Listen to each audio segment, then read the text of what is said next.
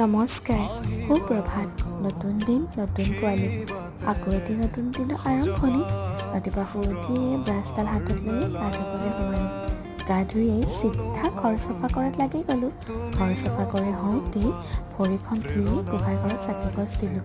লগতে হনুমান চালিচাখনো পঢ়ি ল'লোঁ আৰু দেউতাৰ ফটোখনতে সেৱা জনালোঁ। তুলসীটো পানী দিলোঁ। তাৰ পোনে পোনে চিধাই পাকঘৰলৈ সোমালোঁ। বাৰু চাওঁকচোন আজি কিনো বনাওঁ। কথা এষাৰ মনলৈ আহিল, কওঁনে?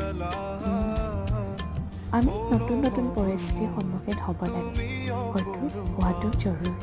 তেতিয়াহে গম পোৱা যায় কোন মানুহ আমাৰ লগত কেতিয়া থাকে, কোনটো পৰিস্থিতিত আমি কেনেকৈ চলিব লাগে আৰু কোনটো পৰিস্থিতিয়ে আমাক নতুন নতুন শিক্ষা দি থৈ যায়।